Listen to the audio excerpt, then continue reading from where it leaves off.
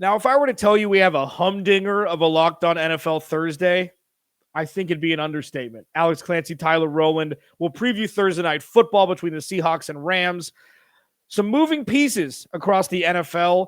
And what is the toughest division to come out of across the NFL as we've seen it through 4 weeks? Alex Clancy, Locked On Cardinals. Tyler Rowland, Locked On Titans. Let's roll.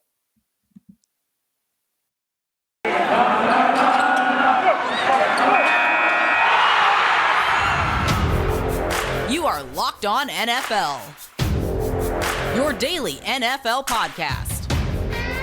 Part of the Locked On Podcast Network, your team every day.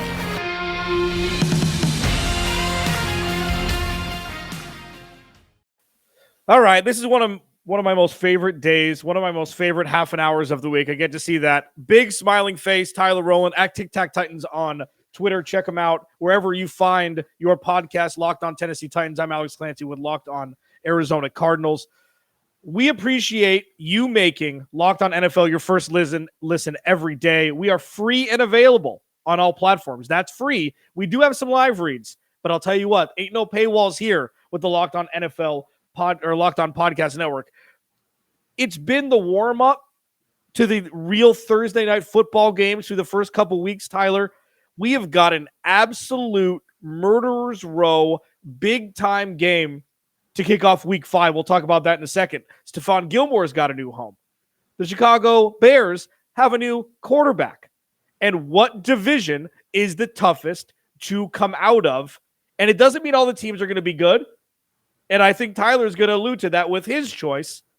Which is the toughest division in football to win? We're going to talk about all of that and more on this Thursday edition of Locked On NFL. Let's get to it. Finally, we get an actual appetizer. We went through the amuse-bouche of the first 4 weeks of the crap box games we saw on Thursday, probably taking away week 1 because it's the kickoff to the NFL season. Right. Seahawks, Rams. Okay, Tyler, I'm the NFC West guy. You give me your thoughts on what's proven to be a hell of a matchup come Thursday night. Well, I think it's going to be a fantastic football game no matter what. That's just what it's going to be. It's going to be entertaining. But I'm just really curious to see how the Seahawks continue to rebound from that comeback loss to the Titans. They were able to win last week against the 49ers. But I still feel like there are some questions about that offense. Chris Carson has been hurt. So I'm not 100% sold that the Seahawks are a really good football team. I am pretty certain that the Rams are a really good football team, but as you know, they got smacked by the Cardinals this weekend. So it seems like two teams that have really, really high-end potential, but have some major question marks as well. And for me, that'll be the most interesting part, is seeing if these teams that are still a little, figuring it out, which team is going to kind of take that next step and go to that next level. And, we're going to talk about a division that's going to be tough to win or is still up for grabs in a way next. And I feel like this division is probably one of those divisions, even though the Cardinals are undefeated. I just feel like there are a lot of good football teams. So that in itself makes me excited for this matchup. Yeah, for sure. And Seattle's fascinating. I mean, you saw what they started as last year with Russell Wilson throwing the ball 75 times a game. They're winning games. The defense wasn't great. They have to put up a 40-burger to win. And then towards the tail end of the season, they start winning games after they acquired Jamal Adams and Carlos Dunlap. Russell Wilson's usage goes way down. But this year, it seems like they're trying to show everybody that their team isn't as Russell Wilson goes, they go. But the interesting thing is, I just pulled up his game log, and I thought I was going to see something completely different. He completed 149 yards in week 1 or last week, and they won.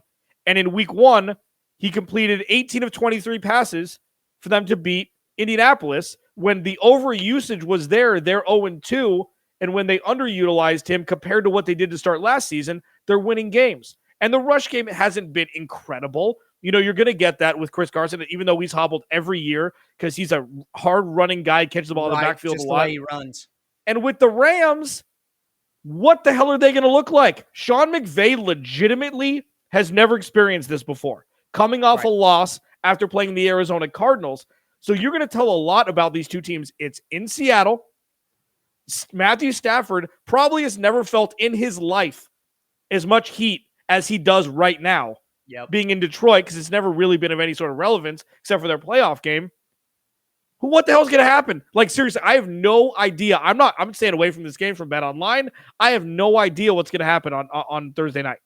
Well, speaking of BetOnline, the line on this right now, as we're recording, it is kind of interesting. And now, of course, it's going to disappear on me. But for me, I think that the Rams have the more high end potential in this game. Okay, right now it is Rams as a 1-point favorite. Yeah, I'm with you on that. I'm not gonna. It's basically pick 'em. It's how it is, and I'm not gonna go with the Rams as a pick 'em on the road like that. But I also think the Rams are the better team overall. So I guess the real question for me is, what kind of team are the Rams going to be? Are they going to be the Rams that we all expected them to be, that have a chance to get to the Super Bowl? Are they going to respawn from the butt kicking they got from the Cardinals, turn things around, and get a tough division win on the road, which will be important for them now? That's a division loss. They got to counter that with a division win. So my question is, are the Los Angeles Rams going to be the Super Bowl team that a lot of people thought that they were going to be? And are they going to be able to rebound on the road in a tough environment? And I'm sorry, but if the Tennessee Titans can win in Seattle on the road, then the Rams, with all the talent they have, sure better be able to. So I think you're right to point out the one named Sean McVay. This is a big week for McVay. They only scored, 13 points last week. They scored 20, but 13 of consequence. Right. Yeah. So they scored 20 points in a game against the Cardinals, who do have a good defense, but their secondary isn't full of absolute top 10 studs. You got, Byron Murphy and Budda Baker, who are really good. So can Sean McVay, who was excited to get back to genius level, now that he's bringing in Matt Stafford, can Sean McVay and Matt Stafford rebound and prove that they're better than what they showed last week? Because right now, you got to be worried about that Super Bowl potential that a lot of people in the media were talking about going into the game. For sure. I mean, they look top heavy on defense. You have the two best players at their two respective positions in football with Aaron Donald and Jalen Ramsey. Yep. You lost John Johnson in the offseason because you can't pay everybody. Loss. You have your offense, but the run game isn't as good if you can't set up the pass game, it seems like, for them. It's the other way around. Darrell Henderson's not a world beater. He's solid. Sony Michel wouldn't have been traded from New England when they needed to run the ball this year with a rookie quarterback, where he was the second or third string guy on that roster. We're going to see what they're made of tonight. We're going to see what they're made of on the road in a bonkers environment, even though it's Seattle. So I don't know where they are with capacity, COVID-wise. I don't know if it's going to be at full capacity or not, but we're going to see Matthew Stafford, who really hasn't played in a whole lot of important games in his life, versus Russell Wilson. Seems like all he does is play in important games. He shows up. He's the antithesis of Kirk Cousins. He shows up when the lights are brightest, and he puts on shows. They have pretty good receivers there, and they have a pretty good defense. So we'll see what happens. Coming up next, two very interesting stories from yesterday that we're hitting today because it's Thursday. We only have one day a week to do this. Alex Clancy locked on Cardinals. Tyler Rowland locked on Titans. We'll roll into that next. But first, rockauto.com. I need tail lamps for my car. I don't want to go to a chain storefront because I don't know anything about cars. If you've listened to Locked on Cardinals, you've looked at us here for the few weeks that we've been doing this together, you know that I know Jack. I got the sports gene. Some people think I do not have the car gene, but rockauto.com's got you covered. You could be in your basketball shorts. You go onto rockauto.com and say, paint, cool, color, awesome, sweet, door, 2 days later. So you don't have to go and see, hey, sir or ma'am, where do I find this? Because I am a 38-year-old man. I have no idea about my car or how to fix it. You save time. You save money with Rock Auto. You don't get upcharged like you would if you were going to a chain storefront. There are zero downsides to going to rockauto.com. So go to rockauto.com right now. See all the parts available for your car or truck. Right, locked on in there. How did you hear about us box so they know we send you. Amazing selection, reliably low prices. All the parts your car will ever need. rockauto.com.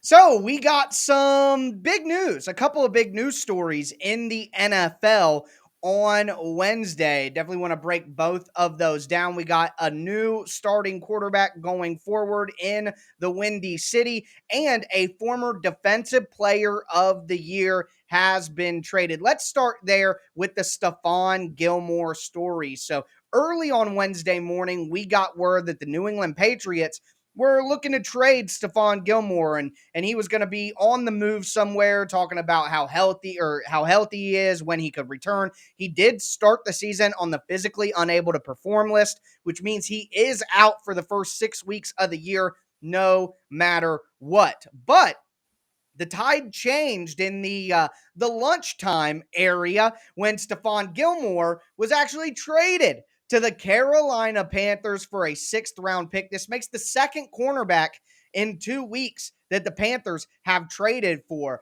Now, here's the outline. We know that the Panthers are giving up a 6th-round pick, and we also know that there's a good chance that Stephon Gilmore will need a big-time contract from the Panthers to make this work. It turns out that the Panthers general manager and Stephon Gilmore live on the same street. So that's a very interesting dynamic right there. But either way, Stephon Gilmore on the PUP list. He's going to be ready to play according to reports as of right now in week 7, but traded from the Patriots to the Panthers for a 6th-round pick. Remember, Stephon Gilmore had an interception in the Super Bowl against the Rams for the Patriots.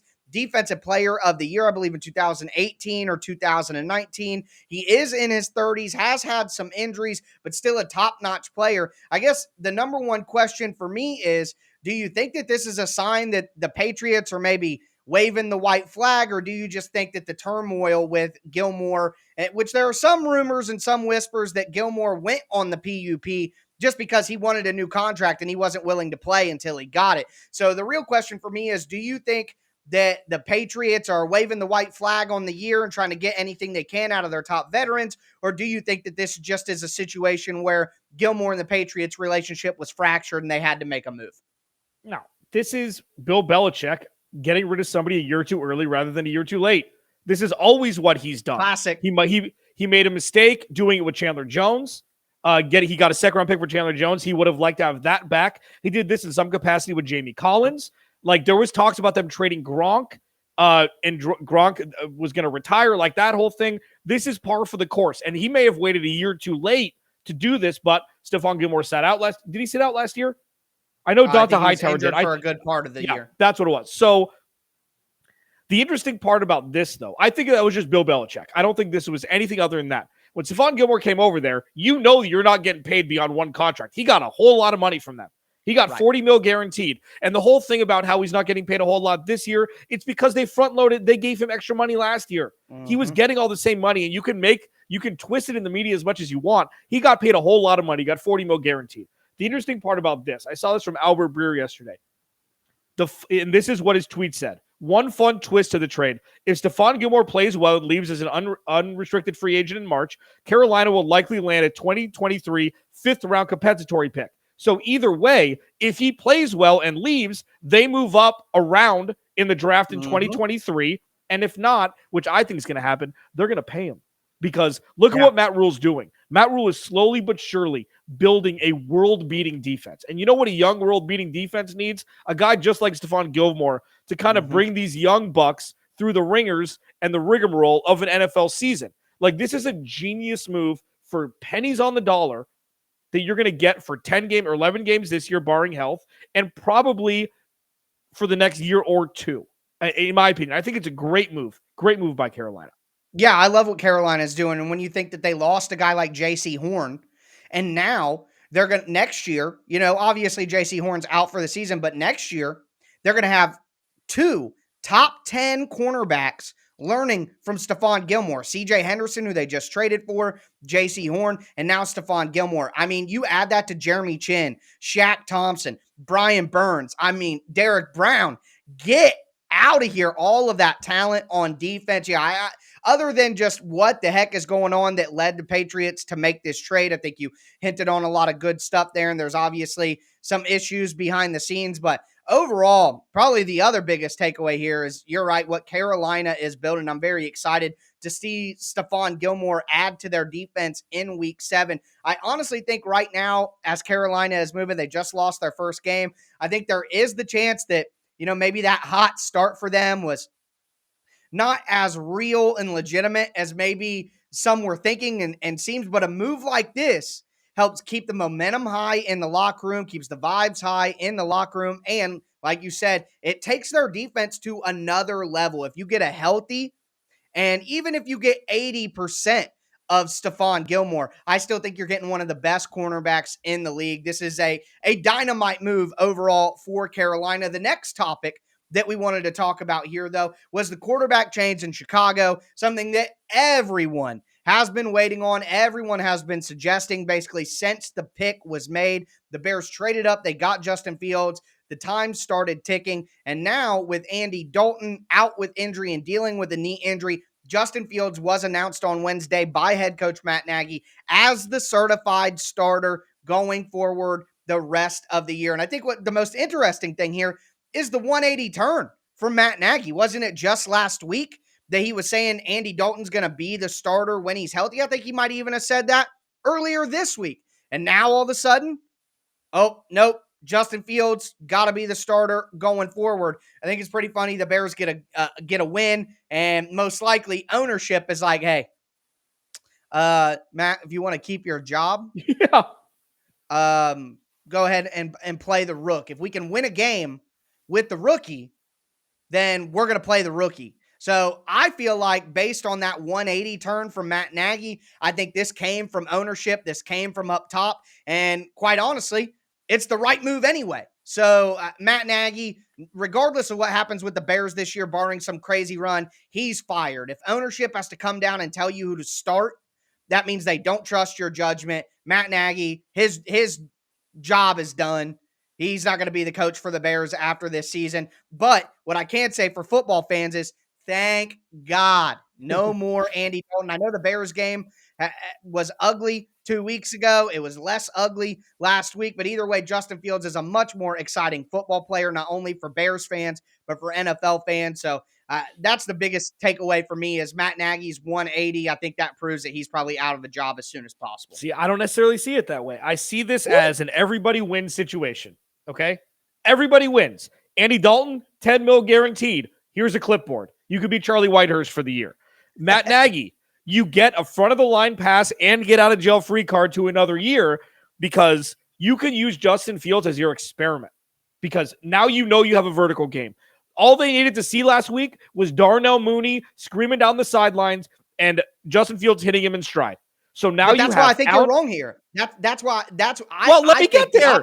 They're putting in Justin Fields now because they want that experiment now because they don't want to have to keep Matt Nagy next year. But what if they win? But what if they win? If they make a magical run to the playoffs, then you've got to readjust. If they win 7 games this year and 5 of them, what's their record right now? I don't even know what their record is right now. They're 2-2 right now. 2-2. If they win 8 games, Matt Nagy's keeping his job. Because, and the reason why I say that is because that means that he's molding a young quarterback. We're seeing this with Cliff Kingsbury in Arizona. I feel like even though Matt Nagy's been bad for longer than Cliff has been incrementally getting better win-loss record-wise, and obviously this year, I feel like it'll extend his head coaching possibilities if they win 8 games. Because now you have he's a rookie. Give me another year. And then what happens with bad teams is like the Bears, he'll get another year. They'll start 2-4 next year. Then they fire him. But I feel like he gets extent of this year and he will be the coach next year if this works. If this works in some capacity. Let's do this. Let's have some fun here. This is a long-term wager. But if the Bears win 8 games, if they hit that 8-game mark, $20. $20. Hey, let's do a 6-pack. Let's do a 12-pack. Let's do whatever. A 12-pack of whatever beer the other person wants. I'll buy you a 12-pack. You buy me a 12-pack. If the Bears win 8 games, I say Matt Nagy still is fired. You say Matt Nagy is not fired. Deal? Sure. Yeah. So this is only So this is a huge, really got to hit the spot where 8 wins. Yeah. So let's let's just say over under 7.5. Okay. If they win over, so hold on. So what's the number for him to keep his job for you? My opinion is they would have to win 10 games to keep it because they need to make the playoffs. I think you win you get in the playoffs at 10-7, the last spot. Got it. So how about this? 9 wins. You take the over he has to win to keep his job. I take the under, and we'll push it 9 if it's 9. Okay. All right. Call That's it a a day. deal. Yeah. I'm in. I think the Bears ownership group is doing this now because they don't want to have that experiment excuse. They want to see if Matt Nagy can do with Justin Fields now and decided they need another guy. Great discussion there, though. Ended it on a banger. We are going to move into the final segment of this Locked On NFL Thursday podcast. We are going to talk about which division is the most up for grabs, is the most competitive, however you want to phrase it. We are going to talk about the divisions that will be the most competitive going forward throughout the season. But before we do that, do want to tell you guys about BetOnline.ag. We talked about the line on the Thursday night football game. We even made a little personal wager here. If you're like me and Alex and you are in the mood to wager some cash, you got to do it at betonline.ag. It's the number one spot to bet on all the pro and college football action this fall. They have a brand new updated site with a new interface so they can show you even more odds, props, and contests. They have the best contests available online in the world. Head to their website or use your mobile device. Sign up today. And when you use the promo code Locked On, you'll get a 50% welcome bonus on your first deposit. That's literally free money when you sign up at betonline.ag and use the promo code Locked On. That's one word, Locked On. From football to basketball to boxing, right down to your favorite Vegas casino game. Speaking of boxing, great boxing match this weekend. Tyson Fury and Deontay Wilder. Can't wait for that. But if you're into that kind of stuff, take advantage of their amazing offers right now. Go to betonline.ag. Use that promo code Locked On. BetOnline, where the game starts.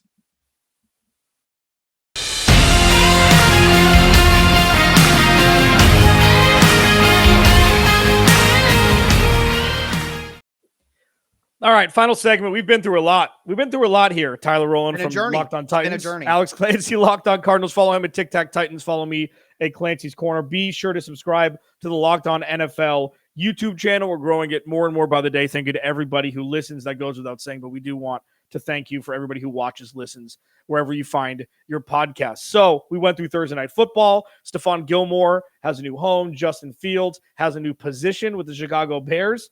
And now this is a fun segment. We talked about this in our DMs before we went. And I liked how you worded that, Tyler. Which division in the NFL through 4 weeks is the most up for grabs? Now, this doesn't have to be all 3 teams are or all 4 teams are potentially playoff teams. It doesn't mean that all 4 teams are terrible. But let's just let's weed out the divisions that are pretty much spoken for at this point. The AFC East, that's the Bills division to win regardless, barring any sort of injury, okay? Yep. The Titans, the AFC, well, here, let's carry on. The NFC I North. think that's pretty, the NFC North, you probably say the Packers there. You like the Bears. You like the Bears to make a run with Matt Nagy. You think they're I don't know. I'm saying 8 wins. I don't think 8 wins going to win the division. I mean, think and then the Packers are the clear favorite there, though. And then you can almost say that the NFC East is somewhat spoken for, and it's not as clustered with how bad the Giants have looked and how bad the Eagles have looked, but it's still way too early to determine what the hell happens in that dumpster fire. I kind of think the Cowboys do run away with that one ultimately. Yeah. So those 3 divisions, I would say, I feel pretty I would even add Tampa Bay. I know Carolina's been good, but as I kind of intimated earlier, I'm not so high on Carolina to think that they're going to challenge Tampa Bay for the division. So really, for my money, the Packers, the Bucks, the Cowboys, and the Bills, I see them as the division winners, and obviously things change in the NFL, but those were not on my list of potential options for most competitive division titles. Yeah, what's your number one? What's your number one? Oh, God. My number one, and I know that Titans faithful will not like this, but to me, it's the AFC South. All the teams suck. All of those teams suck. I mean, right now, the Titans had a great chance to really put a stranglehold on it. All they had to do was beat a team that's averaging 6 points a game. Ha! No, not going to happen. So the Titans suck. They're not a real Super Bowl contender or anything like that. they're going to, have a good chance to win the division, not only because they're 2-2 and the Colts are 1-3, but because they already beat the Colts head to head in a matchup. But the Titans go on the road and play the Colts on Halloween, and the Colts have a chance to get backs. They played Carson Wentz when he was out there with no ankles. So I think right now, just because all of the teams are so piss poor, the AFC South this year reminds me of the NFC East last year, where it was like all those teams were trying to give away the division. I think that's going to be the case in the AFC South. I would not be surprised if the division winner didn't go 8-9. And because of that, because the Titans are so inconsistent and their offensive line is playing like garbage, because the Colts are only going to get better with all of their injuries, which I think will help, stem the tide of the early season losses. Houston is 1-3, but who effing knows with the AFC South? To me, there's just as good of a chance that the Colts win the AFC South as there are that the Titans win the AFC South. So I think that is my answer, just because all of the teams are hot dumpster fires. Cool. Way to bring some positivity to the show, especially about the team that you talk about. I'm not going to say the NFC West. I don't think the 49ers are that good. Sorry. Kyle Shanahan's a losing head coach. He's one of the best things that happened to the NFC West. I don't know why they get so much national notoriety. The media loves Kyle Shanahan. It's because of his dad, I think. His dad has such good relationships in the media that's trickled down to Kyle. He's had some good moments, no doubt. He's had some really good moments. They went to a Super Bowl just a couple years ago. And I think it's one of those things where the media just likes him and his family, so they give him a pass.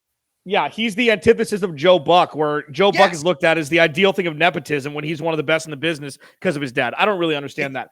Right. There's two that are tied for me, and I don't know which one to choose because the Steelers are terrible, but the Bengals, Ravens, and Browns, if you tell me who you think is going to win the division, nobody has any flipping idea who's going to win that damn division because it's it's always been, well, the Steelers will make it happen. The Steelers' defense, their run game, Ben Roethlisberger, that's void now. But I think my choice is it's the AFC West, baby. Because the Chiefs are in last place through 4 weeks. It's only one game. I completely understand that. It's not so much about the Chiefs being 2-2.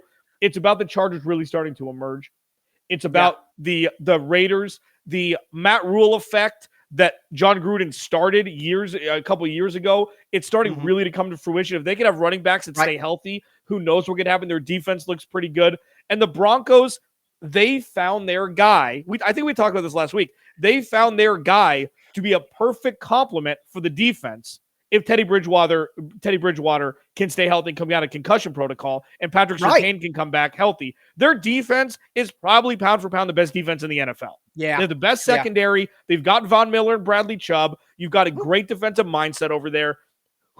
That is going to be such an incestuous division that it's got to be the non-conference or the non-division games that really determines it. And anything could happen with non-division. So I'm thinking the AFC West is the most up for grabs through 4 weeks.